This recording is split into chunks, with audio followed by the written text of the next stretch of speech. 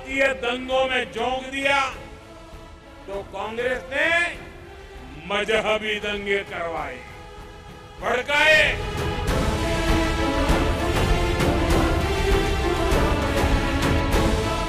वो आ गए ना तो घुसपैठिया बोर्ड बनेगा, घुसपैठिया बोर्ड बनेगा।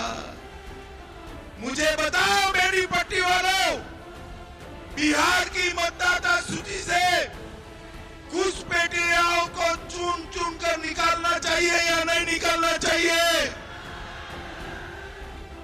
ये तो सिर्फ आगाज है, अंजाम अभी बाकी है। ये मुकाम तो एक पड़ाव है, मंजिलें अभी काफी है। क्योंकि कहते हैं चुनाव एक कभी ना रुकने वाली प्रक्रिया है। वक्त बदलता है, वोटर्स बदलते हैं, समीकरण बदलते हैं, मुद्दा और नजरिया बदलता है और बदलती राजनीति के साथ बदलते हैं नेताओं के भाषण। बिहार चुनाव के पहले रण के बाद भी कुछ ऐसा ही ट्रेंड नजर आ रहा है। सीमांचल के इलाके में चुनावी शोर सुनाई देना शुरू हो चुका है और इसी सीमांचल को साधने के लिए सियासत के दस्तरखान पर नए मुद्दों के पकवान परोस दिए गए। दूसरे चरण की तरफ बढ़ते बिहार चुनाव के समीकरण को समझने से पहले जो पहला चरण था उसके संदेश को समझ लेते हैं कि जब जब वोटिंग का आंकड़ा बढ़ता है तो इशारा सत्ता परिवर्तन की ओर होता है। सुना भी होगा आपने, कैंटी इनकम्बेंसी, तमाम अलग अलग तरीके के आंकड़े आपने सुने होंगे, लेकिन इशारे बदलते रहते हैं। और इस बदलाव को इस बात से समझ लीजिए कि 2024 में हरियाणा चुनाव में और 2019 के मुकाबले 3.37% ज्यादा वोटिंग हुई थी, लेकिन हुआ क्या था? सत्ता बीजेपी के पास ही रही। यानी बड़ा मतदान प्रतिशत सत्ताधारी पार्टी के काम आया। अक्सर क्या कहा जाता है कि मतदान बड़ा है, यानी कि एंटी इनकम्बेंसी के चलते सरकार के खिलाफ वोटिंग हुई है। लेकिन हरियाणा का पैटर्न आपको बताता है कि 3.5% वोटिंग ज्यादा होने के बावजूद भी बीजेपी के पास ही सत्ता रही। अब 2024 में महाराष्ट्र में जो चुनाव हुए उसमें भी करीब 4.5% ज्यादा लोगों ने वोट डाले थे, लेकिन सत्ता पर बीजेपी ही काबिज रही। फिर आपको मध्य प्रदेश लिए चलते हैं। मध्य प्रदेश में भी 2023 में हुए चुनाव के दौरान 2018 के मुकाबले 1.63% ज्यादा वोटिंग हुई थी, लेकिन सत्ता रही बीजेपी के हाथों में। पिक्चर का दूसरा पहलू देखते हैं। उस हिसाब से तो दिल्ली में जो 2025 में हुए चुनाव में 2020 के मुकाबले करीब 2% वोटिंग कम हुई, लेकिन सत्ता बदल गई। उड़ीसा में भी ऐसा ही हुआ। 2019 के मुकाबले 2024 में 1.67% कम वोटिंग हुई, लेकिन यहां भी सत्ता बदल गई। यानी इतना साफ है कि वोटिंग परसेंटेज का बढ़ना या घटना सत्ता में परिवर्तन या वापसी की गारंटी नहीं देता। हाँ, गारंटी इस बात की होती है कि जो मेहनत करेगा रंग उसी का चढ़ेगा। और बिहार में अब दूसरे चरण की सियासी मेहनत शुरू हो चुकी है और इस चरण में परवान पर चढ़ रहे हैं घुसपैठ और वोट चोरी जैसे नए मुद्दे।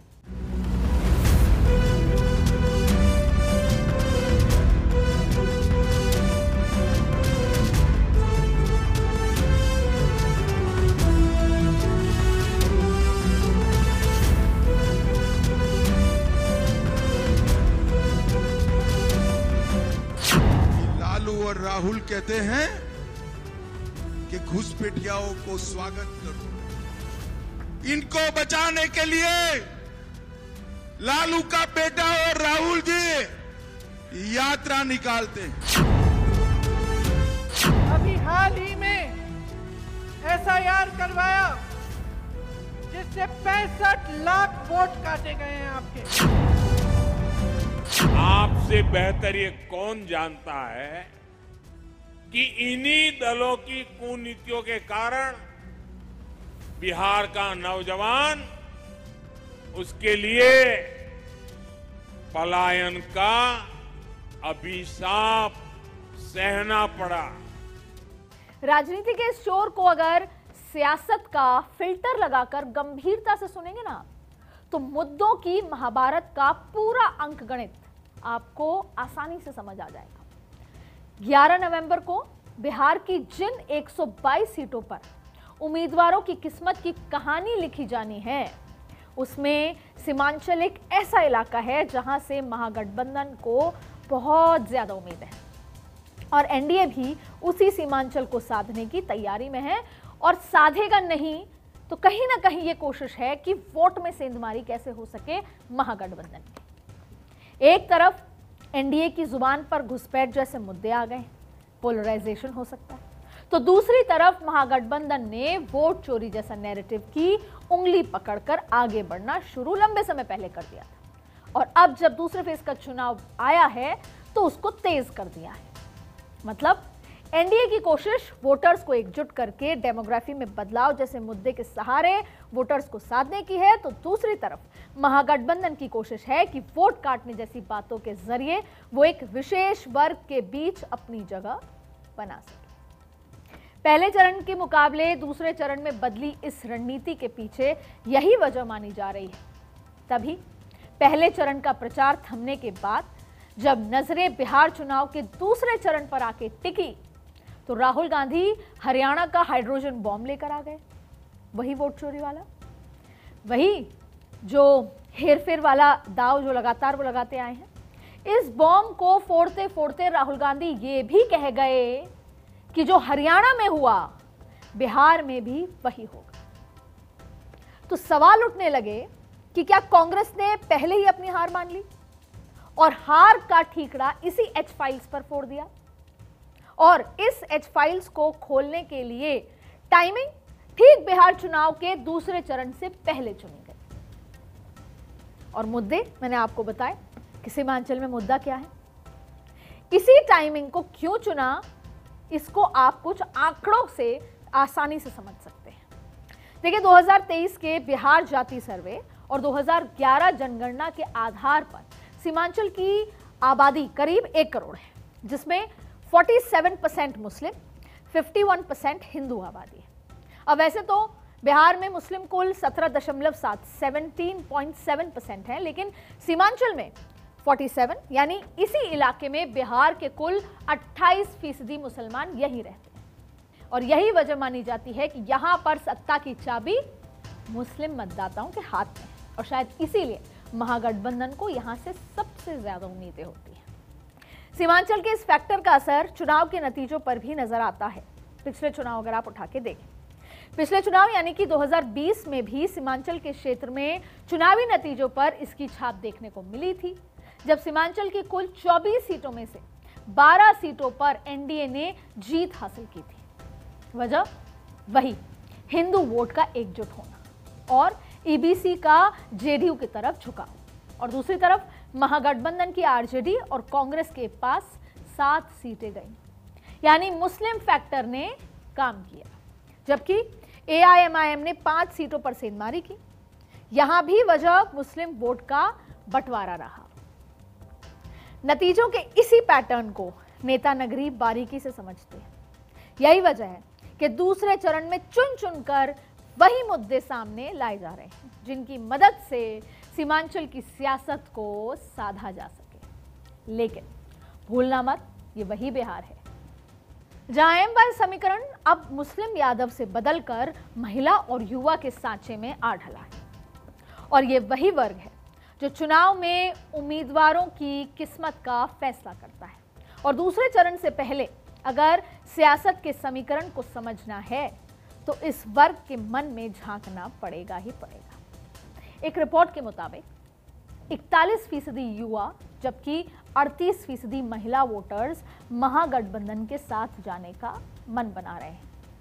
लगभग 34% युवा और 44% महिलाएं जो वोटर्स हैं वो एनडीए को पसंद कर रही हैं। अब एंट्री होती है प्रशांत किशोर की। प्रशांत किशोर की पार्टी भी 18% युवाओं को पसंद आ रही हैं, लेकिन सिर्फ 8% महिलाओं को भा रही हैं और बिहार का करीब 8% युवा और 10% महिलाएं अन्य विकल्पों की तरफ देख रही हैं। इसका मतलब यह है कि एमवाई समीकरण में युवा के बीच महागठबंधन मजबूत है और महिला हमेशा से नीतीश कुमार की साइलेंट वोटर्स मानी जाती है। और बिहार में वोटिंग का पैटर्न ये साफ दिखाता है कि हर बार महिला वोटर्स की संख्या पुरुष के मुकाबले ज्यादा रही है। 2010 के बाद से लगातार महिलाओं का वोटिंग परसेंटेज पुरुषों के मुकाबले बढ़ता आया है और इसका सीधा फायदा नीतीश कुमार की जेडीयू को मिलता है। जबकि दूसरी तरफ कुछ एक वर्ग युवाओं का है जो एनडीए के साथ जा रहा है। ये युवा वोटर्स का आप मूड समझिए। एक बड़ा वर्ग है जो महागठबंधन की तरफ झुकाव रखता है उस रिपोर्ट के मुताबिक, और कुछ युवा हैं जो चाहते हैं डेवलपमेंट के लिए एनडीए को वोट करें। अब बिहार में जनरल कैटेगरी के करीब, और ये कौन से युवा हैं ये मैं आपको बता रही हूँ। बिहार में जनरल कैटेगरी के करीब 50% युवा एनडीए के साथ हैं। एससी वर्ग के करीब 34% युवा एनडीए का समर्थन कर रहे हैं, जबकि महागठबंधन को 65% मुस्लिम युवा पसंद कर रहे हैं और जो 45% ओबीसी युवा भी महागठबंधन पर भरोसा जता रहे हैं। लेकिन इसमें सेंधमारी कर रही है जन स्वराज पार्टी। थोड़ी देर पहले मैंने आपको पीके के बारे में जो कहा था कि वो युवाओं के 18% वोट बैंक में सेंधमारी कर रही है एक रिपोर्ट के मुताबिक, जिसको 31% एसटी, 28% ओबीसी और 22% जनरल कैटेगरी के युवा पसंद कर रहे हैं जन स्वराज को। इसी तरह महिलाओं के वर्ग को अगर उस उम्र के हिसाब से बांटा जाए तो ये तस्वीर भी साफ हो जाती है कि आधी आबादी के बीच एनडीए की दावेदारी दमदार है और जन स्वराज पार्टी की हिस्सेदारी भी समीकरणों पर असर दिखा सकती है। क्योंकि 18 से 30 साल की उम्र के 48% युवा वोटर्स की पसंद एनडीए है, उसमें बढ़त है। फिर हम क्योंकि आपको एज ग्रुप समझा रहे हैं, 31 से 45 साल की उम्र की जो महिलाएं हैं, लगभग 45% महिलाएं एनडीए को वोट करना चाहती हैं। फिर आता है 46 से 60 वर्ष की उम्र की महिलाओं में महागठबंधन एनडीए से आगे है, लेकिन सिर्फ 1% ज्यादा महिलाएं महागठबंधन को पसंद कर रही हैं और 60 साल के ऊपर की ज्यादातर बुजुर्ग महिलाएं एनडीए की सरकार के साथ जाना चाहती हैं, एनडीए की सरकार बनाना चाहती हैं। इस चुनाव गणित को अगर ध्यान से देखा जाए और हिसाब लगाया जाए तो सामने आता है कि महिला, क्योंकि आपको लबोलुबाब बताऊं, समझ यही आता है कि महिला वोटर्स के बीच एनडीए का दबदबा है। वजह है सुरक्षा। उनकी राजनीतिक डिमांड एक ही है, हमें चाहिए सुरक्षा। जबकि युवा वोटर्स में महागठबंधन को फायदा नजर आ रहा है, झुकाव नजर आ रहा है। फिर भी जन स्वराज पार्टी महागठबंधन के लिए मुश्किलें खड़ी कर रही है क्योंकि वो उनका वोट काट रही है। महिला और युवा के इसी एमवाई समीकरण से जो जुड़े आंकड़ों के मद्देनजर कुछ अहम बातें निकलकर सामने आती हैं। एनडीए को सीधा फायदा महिलाओं में अपने मजबूत आधार का है, जबकि महागठबंधन ने युवा वोटर्स के बीच पकड़ बनाई हुई है, लेकिन उसमें जन स्वराज पार्टी ने भी सेंधमारी कर रखी है। युवाओं के मामले में ही जनरल कैटेगरी के युवाओं के बीच एनडीए पॉपुलर है, जबकि महिला वोटर्स के बीच महागठबंधन की नाव डामाडोल हो रही है। जन स्वराज ने एससी और एसटी वर्ग को अपने साथ जोड़ा है। एनडीए ने युवा से लेकर बुजुर्ग तक सभी महिलाओं को साधा है, लेकिन महागठबंधन के युवा वोटर्स में जन स्वराज पार्टी जरूर सेंध लगा सकती है और महिला वोटर्स के बीच भी जन स्वराज पार्टी महागठबंधन और एनडीए के लिए मुश्किलें खड़ी कर सकती है। फिर भी लबोलुबाब महिलाओं का झुकाव एनडीए की तरफ। अब इस पूरे सियासी समीकरण का असर बिहार के चुनाव में होने वाली वोटिंग पैटर्न से जोड़कर अगर देखा जाए तो सामने आता है कि युवा अगर ज्यादा वोट डालते हैं कंसोलिडेट होकर तो महागठबंधन के साथ जन स्वराज पार्टी को भी फायदा पहुंचने की उम्मीद है और इसी त्रिकोणीय स्थिति से एनडीए को मुनाफा मिल सकता है। और अगर महिलाएं वोट करने के लिए ज्यादा निकलेंगी तो सीधे एनडीए को फायदा हो सकता है। खास तौर पर युवा महिलाएं अगर ज्यादा निकलती हैं, क्योंकि एनडीए की पकड़ युवा महिलाओं में सबसे ज्यादा है। मिला जुलाकर एक बात साफ है कि सत्ता की सीढ़ी के हर पायदान पर जिस गठबंधन का समीकरण सटीक बैठेगा वो शीर्ष पर पहुंचेगा और इस बार सारी लड़ाई महिला और नौजवान वोटर को अपने साथ लाने की है। इस नए एमवाई समीकरण में सभी जातियां भी है और समुदाय भी, यानी धर्म और जाति का कॉकटेल। और इसीलिए चुनावी रैलियों में तेजस्वी का पहनावा भी कुर्ता पैजामा की जगह टी शर्ट वाला दिखता है। वो रील्स में भी युवाओं के साथ डांस करते नजर आते हैं और राहुल गांधी अपने हाइड्रोजन बॉम्ब की गूंज सुनाने के लिए जेनजी पर फोकस करते नजर आते हैं। लेकिन मुकाबला मोदी नीतीश की जोड़ी से है, जो विकास और जातीय समीकरण के साथ साथ अब तक महिला वोटर्स की भी पहली पसंद रहे और इस बार भी पहले चरण में महिलाओं का वोटिंग पैटर्न एनडीए की दमदार प्रेजेंस का दावा कर रहा है। और चुनाव तो खेल ही समीकरणों का है, जहां सिर्फ अपना घर मजबूत करना ही जरूरी नहीं होता, कई बार दूसरों के घर में भी सेंध लगाकर जीत हासिल की जाती है। और बिहार में तो इस बार पीके और ओवैसी दोनों गठबंधन के लिए चुनौती है, एक युवा वोटर साथ कर और दूसरा मुस्लिम वोटर बांटकर। और ओवैसी ऐसा करते हैं और अपने दावेदारी को वो इस बार वोट कठुआ की तरह नहीं, किंग मेकर की तरह देखते हैं। आज के पॉलिटिकल कॉरिडोर में बस इतना ही।